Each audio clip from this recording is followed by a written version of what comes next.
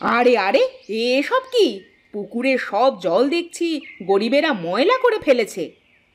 এইসব কি বলছো গো দিদি? আমি তো পুকুর থেকে একটু মাত্র জল নিয়েছি, জল তো ময়লা করিনি। ময়লা করিসনি তো কি হয়েছে?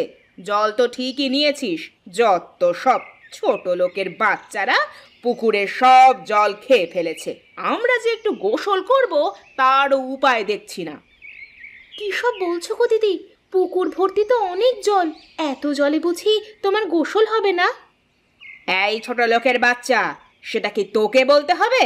যত সব গরিব ছোট লোকের বাচ্চারা এসে পুকুরের সব জল নিয়ে শেষ করে ফেলেছে। আমরা যে শান্তিতে একটু গোসল করব তারও উপায় নেই দেখছি। দেখো দিদি, আমরা গরিব হতে পারি কিন্তু ছোট লোক নই। ধনী ঘরের বউ বলে তুমি আমাদের সাথে এভাবে কথা বলতে পারো না। এই ছোট লোকের বাচ্চা, তোর সাথে আবার কিভাবে কথা বলবো শুনি? বেশি বাড়াবাড়ি করলে এই পুকুরের জল নেওয়া একেবারে বন্ধ করে দেব। জানিস তো এই পুকুরের মালিক আমাদের কত আপনজন। হ্যাঁ, যদি পারো তাই করো, দেখি তুমি কতটুকু পারো। যত সব ধনীদের ঢং, এত ঢং দেখে বাঁচি না।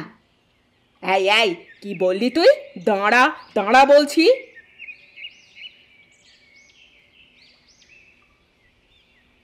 এই যে ভাই, এই মাছটার দাম কত? দেখে তো বেশ তরতাজা বলে মনে হচ্ছে, খেতেও বেশ লাগবে বুঝি। ও ভাই, তুমি ওই মাছটা নেবে? ওই মাছটার দাম মাত্র 10 টাকা। এই ছোট মাছ বাজারে একটাই আছে। হ্যাঁ, লাগলে নিয়ে নাও তুমি। তোমার কাছে মাছটার দাম কিছুটা কম রাখবো।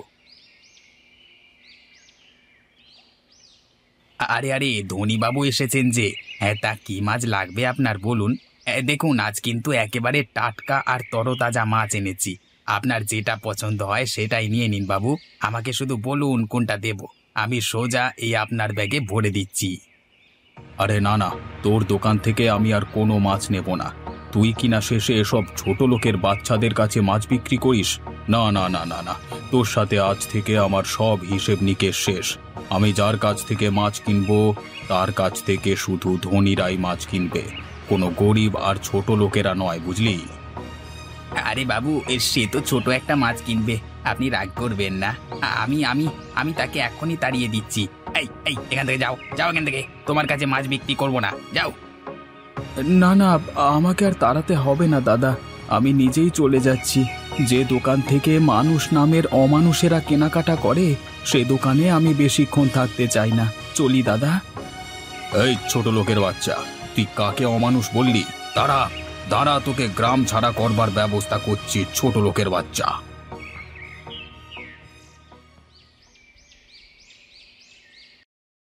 শাকসবজি, পেঁয়াজ, মরিচ সবই তো পেয়েছি, কিন্তু মাছ কোথায়?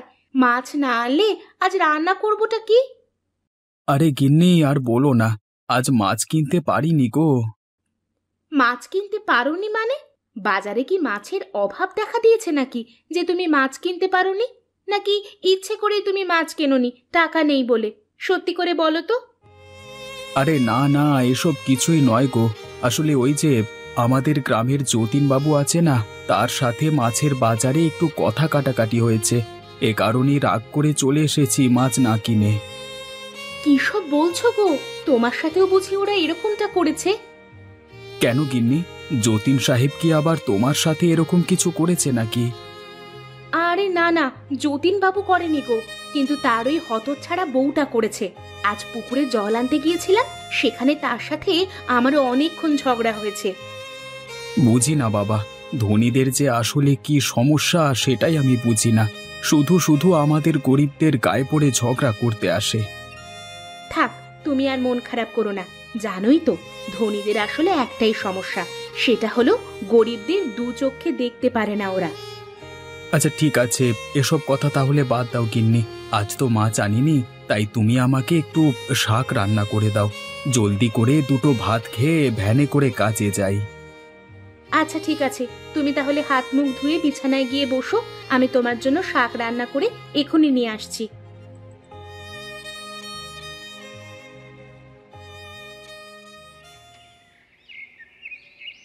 আরে এ কি, আজ এত বড় মাছ এনেছো কেন? আজ তোমাকে তো আমি মাংস আনতে বলেছিলাম। তোমাকে আনতে বলেছি এক, আর তুমি নিয়ে এসেছো আর এক। আরে গিন্নি, তুমি তো সন্তান সম্ভবা, তাই ডাক্তার মশাই বলেছে তোমাকে বেশি বেশি করে মাছ খেতে হবে। মাংস না খেয়ে মাছ খেলে তোমার বাচ্চা আর তোমরা দুজনই ভালো থাকতে পারবে। তাই তো আমি মাংস না এনে মাছ এনেছি। কি? আমাকে তুমি মাংস খাওয়াবে না ওই ডাক্তারের কথায়? না না, এটা তো হতে পারে না। তুমি যে করেই হোক আমার জন্য মাংস নিয়ে এসো, নইলে কিন্তু আমি এসব কিছুই খাবো না। আরে এসব কি বলো? তুমি কোনো কিছু না খেলে তো বাচ্চা আর তোমার দুজনেরই সমস্যা হবে। আচ্ছা তুমি রাগ করো না, আমি কালকেই তোমার জন্য মাংস নিয়ে আসবো। দয়া করে তুমি আজকের মতো মাছটা খেয়ে নাও। কথাটা যেন মনে থাকে, কাল যেভাবেই হোক আমার জন্য মাংস নিয়ে আসবে, নয়তো আমি কি করব সেটা তো ভালোই জানো। আচ্ছা বাবা, আচ্ছা ঠিক আছে, কথা দিচ্ছি কালকে আমি তোমার জন্য মাংস নিয়ে আসবো।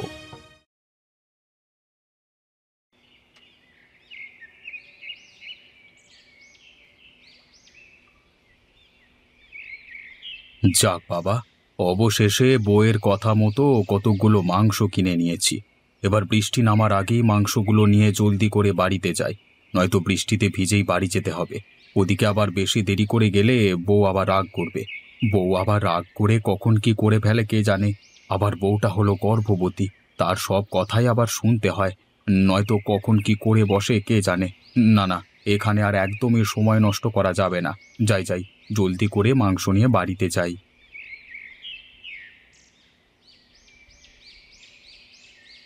আরে কি রে বাবা, রাস্তায় তো একটা গাড়িও দেখতে পাচ্ছি না। এখন মাংস নিয়ে কি করে বাড়ি ফিরবো? ওদিকে আকাশের অবস্থাটা তো বেশ ভালো ঠেকছে না। আরে এই ভ্যান, এই ভ্যান যাবে?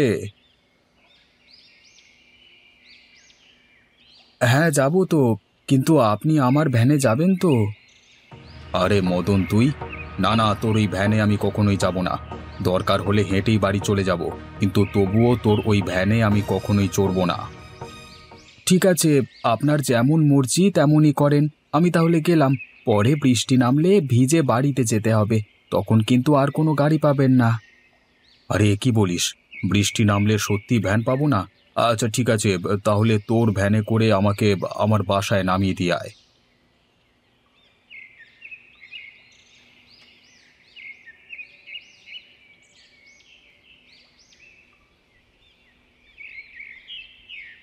যতীনবাবু, আপনার বাড়ির সামনে চলে এসেছি, এবার জলদি করে নেমে পড়ুন। আজ আমি বিপদে পড়েছি বলেই তোর এই ভ্যানে এসেছি, নয়তো কখনোই তোর ভ্যানে আসতাম না। এই কথাটা মনে রাখিস। ভেবে নিস না তুই আমাকে এখানে নিয়ে এসেছিস বলে তোকে আমি দু চোখে দেখতে পারি। যত সব। কুকুরের লেজ যেমন সোজা হয় না, ঠিক তেমনই ধনীদের স্বভাব কখনো বদলায় না। নয়তো এই যতীনবাবুকে আমি কত বড় একটা উপকার করলাম, সে আমাকে ধন্যবাদটুকু না দিয়ে উল্টে শাঁসিয়ে চলে গেল। আসলে গরিব মানুষের এই পৃথিবীতে কোনো মূল্যই নেই। মদন, মদন ভাই আমার, জলদি করে আমাকে সাহায্য করো।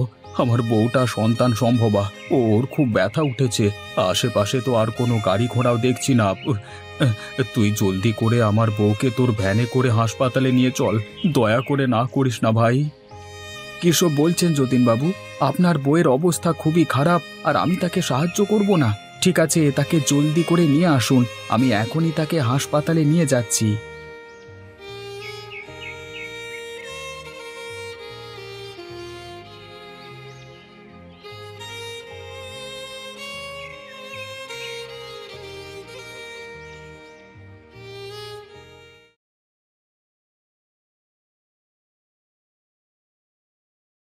হ্যাঁ যতীনবাবু, আপনার সন্তান হয়েছে। এখন মা এবং সন্তান দুজনই সুস্থ আছে। সত্যি বলছেন তো ডাক্তার মশাই? ওরা সবাই ঠিক আছে তো? হে বিধাতা, তোমার কাছে হাজার হাজার শুক্রিয়া। আমি আমার সন্তানের খুশিতে গ্রামের সবাইকে পেট ভরে খাওয়াবো। আজ থেকে ধনী গরিব কোনো ভেদাভেদ থাকবে না। মদন, তুই আসলে অনেক ভালো ভাই। গরিব হলেও তোর মনটা আসলেই অনেক ধনী। আজ তুই আমার অনেক বড় উপকার করলি ভাই, সেই সাথে আমার আসল চোখও খুলে দিলি। শোন, আমার সন্তানের খুশিতে আমি এই গ্রামের সবাইকে ভোজন খাওয়াবো। তো তুইও তুইও আসবি কিন্তু।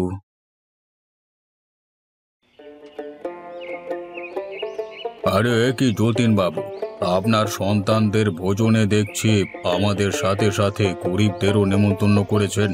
ছি ছি ছি ছি, গরিবদের সাথে খাবার খাওয়া যায় নাকি? হ্যাঁ, এভাবে বলবেন না। ওরা গরিব হলেও আমাদের মতোই মানুষ, আর আমাদের ধনী হওয়ার পেছনে এই গরিবদেরই অনেক অবদান রয়েছে। কখনো ওদেরকে ছোট করবেন না। দেখবেন বিপদে আপদে ওরাই আপনার আমার পাশে সবার আগেই আসে। আপনি ঠিকই বলেছেন যতীনবাবু। সেই সাথে আপনাদের ধনীদেরও আমাদের গরিবদের খুবই প্রয়োজন। আপনারা আমাদের সাহায্য সহযোগিতা করলে আমরা একসাথে মিলে এই পুরো সমাজটাকেই বদলে দিতে পারবো। এবার চলো, ধনী গরিব সবাই মিলে একসাথে মাটিতে বসে ভোজন খাবো।